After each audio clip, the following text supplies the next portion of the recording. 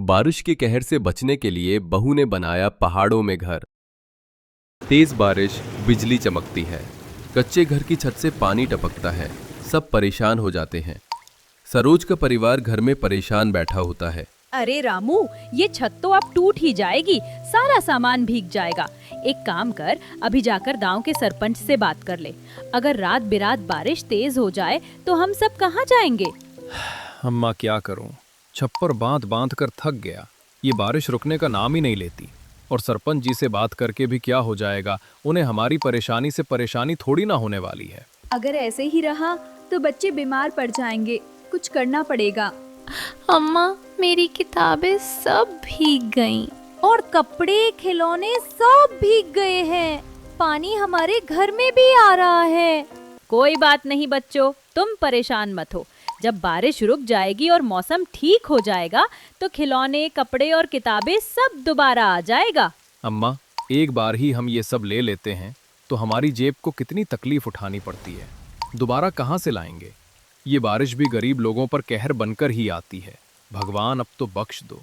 सब लोग उदास, हताश, बारिश के बंद होने का इंतजार कर रहे होते हैं। तभी बाहर से हरिया आता है, छतरी ओढ़े हंसता है।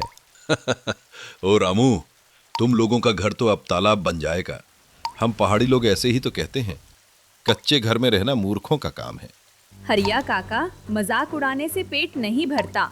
मैं कोई उपाय निकालूंगी। आपको अगर कुछ ज्यादा ही हंसी आ रही है तो हमारे घर से बाहर जाकर हंस सकते हैं। यहाँ हमारा मजाक उड़ाने का कोई मतलब नहीं बनता है। अरे इतनी जल्दी बुरा भी मान गई? अपने हालात तो देखो। मैं कब से कह रहा था कि कच्चा घर है, ऐसे में बारिश हुई तो बहुत तकलीफ होगी। पर रामू और तुम सब लोग मेरी सुन ही नहीं रहे थे।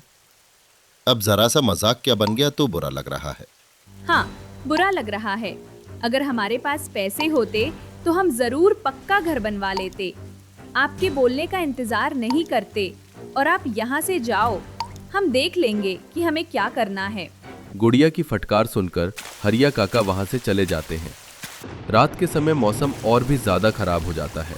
तेज बारिश हो रही है, बिजली कड़क रही होती है। ऐसे ही 2 दिन निकल जाते हैं और अब भी बारिश रुकने का नाम नहीं ले रही होती है। घर में पानी घुटनों से ऊपर आने लगा था। अरे रामू, ये छत अब टूटने लगी है। पानी भी इतना ऊपर आ चुका है, अब तो मुझे डर भी लग रहा है। अब हमारा क्या होगा? बारिश भी रुकने का नाम नहीं ले रही है। बच्चे ठंड से कांप रहे हैं। जल्दी उठो पिंकी मोहन, वरना भीग जाओगे। माँ, आपने तो कहा था कि आप सब संभाल लेंगी, लेकिन देखो ना, बारिश तो हमारा सब बहा के ले जा रही है। कुछ करो ना। हाँ बहू, अब कुछ करना ही पड़ेगा। आप सब चिंता मत कीजिए, मैं हूँ ना, मैं कोई रास्ता सोचती हूँ। बारिश की आवाज गूंजती है। सुबह बारिश थोड़ी थम जाती है, लेकिन मौसम अब भी काला था और दोबारा से बारिश होने के पूरे आसार भी लग रहे थे। सब आंगन में बैठे हैं, थके और मायूस हैं। क्यों ना हम पहाड़ के अंदर घर बनाएं? क्या पहाड़ के अंदर? पगला गई हो क्या? हम पहाड़ काट कर घर बना सकते हैं, पर पहाड़ के अंदर? और ये कितना कठिन होगा, सोचा भी है तुमने? बहू, ये तो और मुश्किल है। कौन करेगा इतना काम? और बारिश के मौसम में वहाँ जाना भी तो मुश्किल ही होगा ना। देख, हमारे सिर पर बारिश की मुसीबत चल रही है, मैं समझ रही हूँ, पर हम ऐसे ही बिना सोचे समझे कोई कदम नहीं उठा सकते हैं। अम्मा, हमारे पास लकड़ी है, मिट्टी है और हिम्मत है।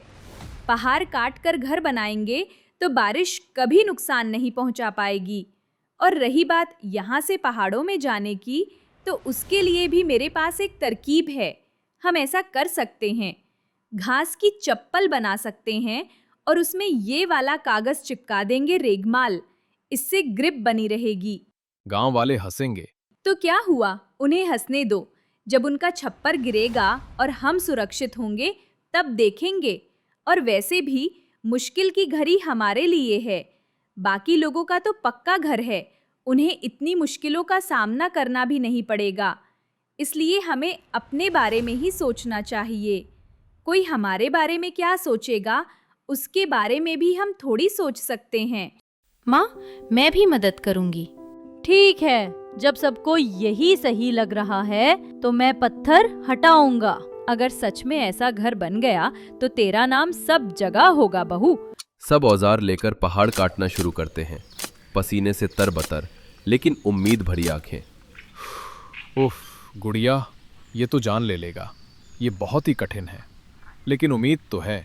अगर ठंडी छत चाहिए तो मेहनत करनी ही पड़ेगी, और बारिश के कहर से भी तो बचना है ना। मुझे लगता है ये पहाड़ हमें कुचल देगा।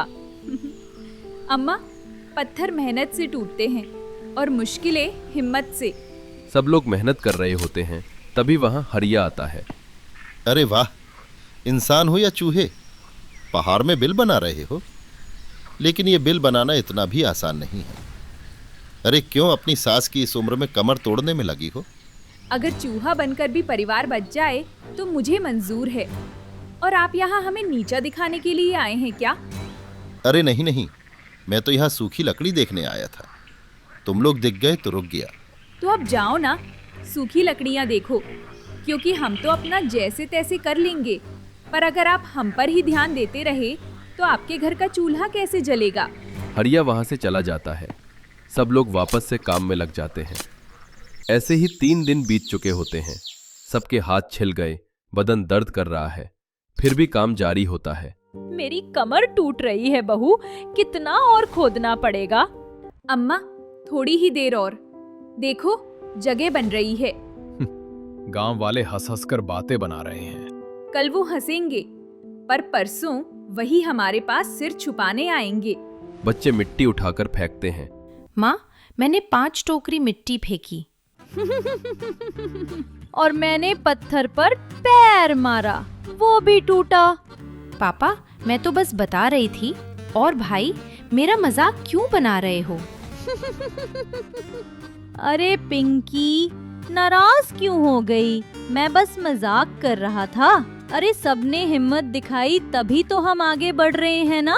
सबके चेहरे पर थकान के बीच मुस्कान लौटती है। कुछ दिनों बाद गांव की चौपाल में हरिया और दूसरे लोग इकट्ठा होते हैं। देखो देखो, रामू की औरत ने सबको पागल बना दिया। पहाड़ काट रहे हैं घर बनाने के लिए। अरे ये लोग खुद को समझते क्या है? एक बूढ़ी औरत, एक औरत, 2 बच्चे और एक अकेला रामू मिलकर क्या ही कर लेंगे? ये पहाड़ काट भी पाएंगे? सच में ऐसे घर तो बस किताबों में होते हैं। अरे करने दो बेवकूफी। मैंने तो कई बार समझा भी दिया, लेकिन रामू की बीवी पलटकर जवाब देती है, अरे जब बारिश और गिरेगी तो सब वहीं दब जाएंगे। हाँ हाँ, करने दो, हमें क्या, हमसे मदद मांगने में वो घिस जाएंगे ना, तभी तो अब वहां लटके हुए हैं। गांव वाले गुड़िया के परिवार का काफी मजाक बनाते हैं। दूर से गुड़िया सुन लेती है। मजाक उड़ाओ, पर कल देखना, यही पहाड़ हमारी ढाल बनेगा। मजाक बनाने का तो आप लोगों का काम ही है। बिना किसी का मजाक बनाए, किसी को नीचा दिखाए, आप लोगों का काम कैसे चलेगा?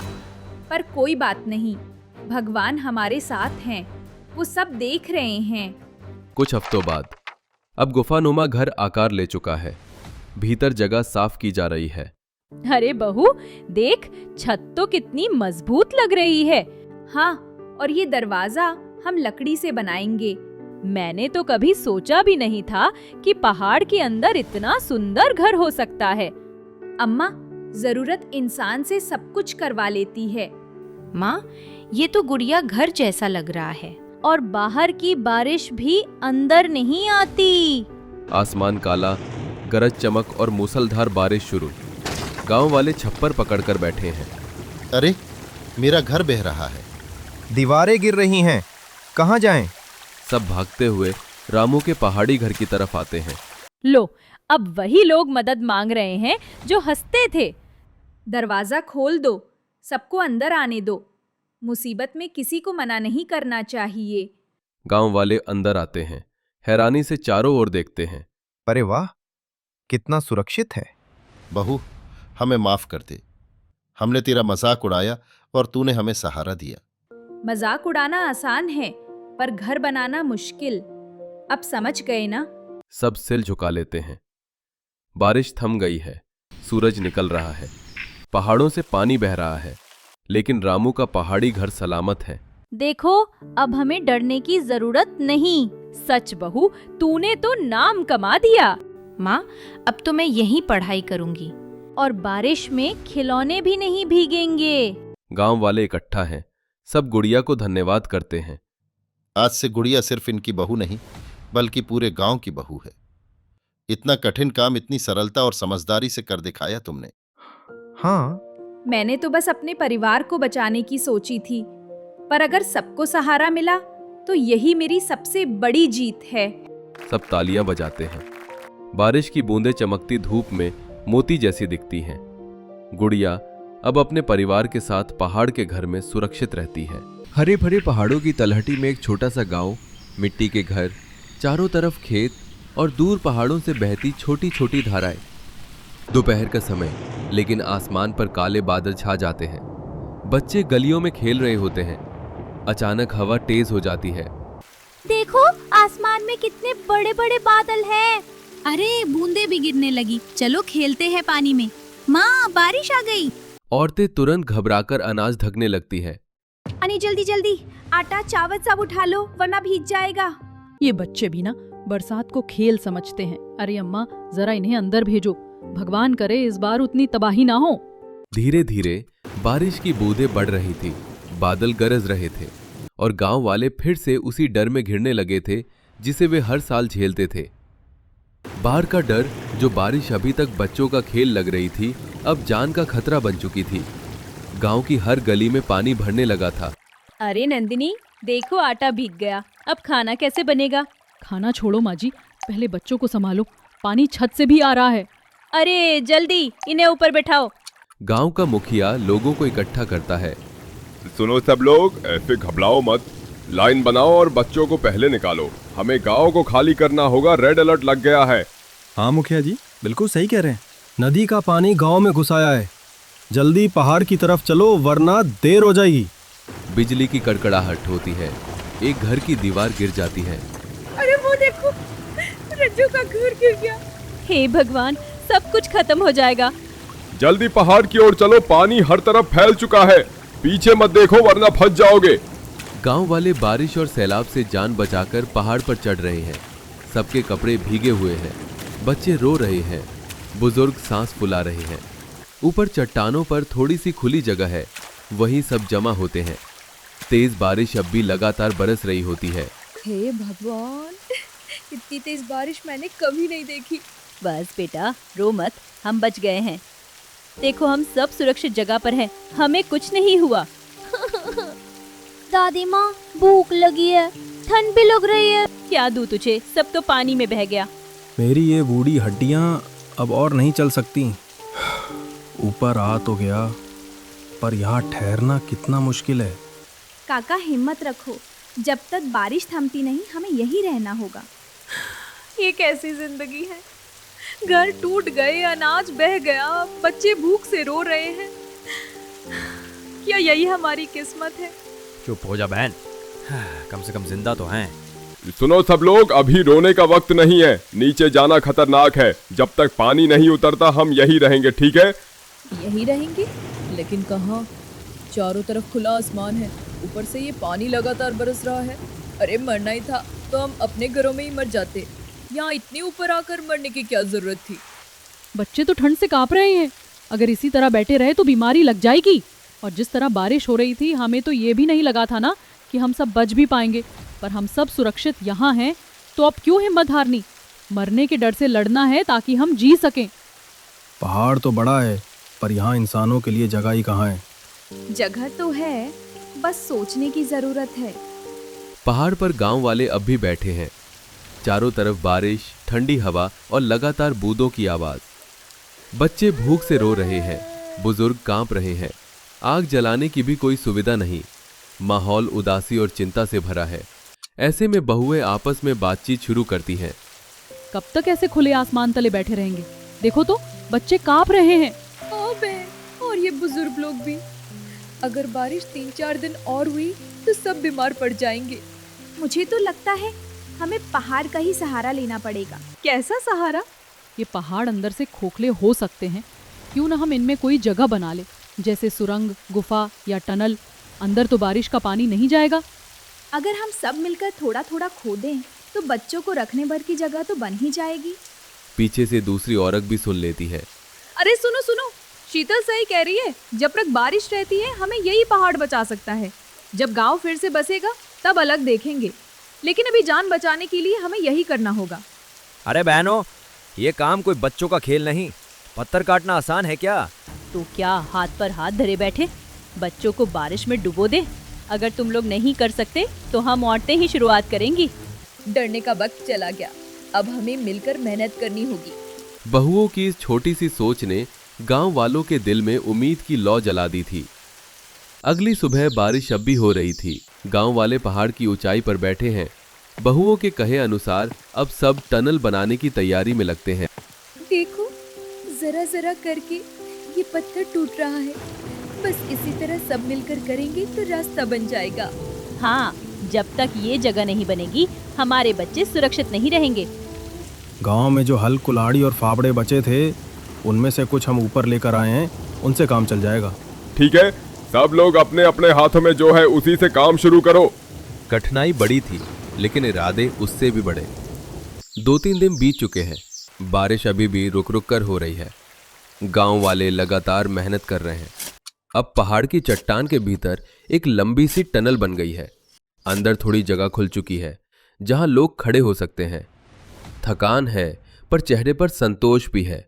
देखो बहनों, अब यहाँ कम से कम भीगना तो नहीं पड़ेगा। और पहाड़ों के पेड़ों से हमने जो फल और पत्ते भी लाए हैं, उनसे यहाँ आग जला लेंगे। फल भूख शांत करेगा। हाँ, ये पत्थर और पहाड़ ही हमारी छत बन गए हैं। बच्चों को अब बारिश से बचा सकते हैं। आज हम सबने साबित कर दिया कि मिलकर कुछ भी किया जा सकता है। ये जगह अब सिर्फ गुफा नहीं रही, ये हमारा टनल हाउस है। हाँ, और हमारे पास एक ही टनल हाउस नहीं, बल्कि कई टनल हाउस हैं। पहाड़ में ऐसी और भी बहुत सारी टनल हैं जो कि प्राकृतिक रूप से हैं। अभी जब मैं ऊपर पहाड़ पर बाकी की जरूरत का सामान देखने गई थी तो मुझे मिली। अरे फिर तो हमारा पूरा गांव ही यहाँ बस जाएगा। अब तक हम एक टनल हाउस में रहते हैं, लेकिन अब हम सब अलग अलग रह पाएंगे, अपने अपने परिवार के साथ। हाँ बिल्कुल। टनल हाउस की उस पहली रात ने गांव वालों को एक नई उम्मीद दी। अब उनके पास सिर छुपाने की जगह थी, गर्माहट थी और सबसे बढ़कर आपसी भरोसा था। कई दिन बीत गए हैं। अब टनल हाउस सिर्फ शरण की जगह नहीं रहा, बल्कि एक छोटा सा गांव बन गया था। यहां अब रोजमर्रा की जिंदगी चलने लगी थी। गांव से पानी भी सूखने लगा था। अरे देखो, पानी नीचे चला गया है। हमारे खेत अब दिखाई देने लगे हैं। बहनों देखो, कल तक जो गांव डूबा था, आज उसमें धूप पड़ रही है। हाँ, भगवान का शुक्र है। लगता है अब बच्चे फिर से खुले आसमान में खेल पाएंगे, स्कूल जा पाएंगे, हमारे पहले वाले दिन वापस आएंगे। याद रखना, ये टनल हाउस सिर्फ बारिश के लिए नहीं था, ये हमारी मेहनत और एकता की निशानी है। जब भी खतरा आएगा, ये हमें बचाएगा। बिल्कुल सही कहा। अब चाहे गांव सूख भी जाए, इस जगह को हम कभी नहीं छोड़ेंगे। हम बारिश के मौसम से पहले ही यहाँ आ जाया करेंगे। पानी उतर रहा था और साथ ही डर भी। बारिश अब पूरी तरह थम चुकी है। गांव वापस सामान्य हो गया है। कुछ वक्त बाद पहाड़ घूमने आए कुछ पर्यटक गांव में आते हैं और टनल देखकर हैरान रह जाते हैं। वाह, ये तो किसी फिल्म की गुफा जैसा लग रहा है। ये हमारा टनल हाउस है। बारिश के दिनों में हम यही रहते थे। सच में कितना अनोखा है ये। क्या हम अंदर देख सकते हैं? हाँ हाँ, क्यों नहीं, आइए। पर्यटक अंदर जाते हैं। वहां साफ सुथरी जगह है, दीवारों पर दीपक टंगे हैं। उन्हें टनल काफी अच्छी लगती है। ये तो बिल्कुल होटल जैसा लग रहा है। वैसे कमाल है। यहाँ ठहरने का कितना किराया है? बहुत ज्यादा नहीं, बस इतना कि गांव के बच्चों और बुजुर्गों की जरूरतें पूरी हो जाएं। हम यही रुकेंगे।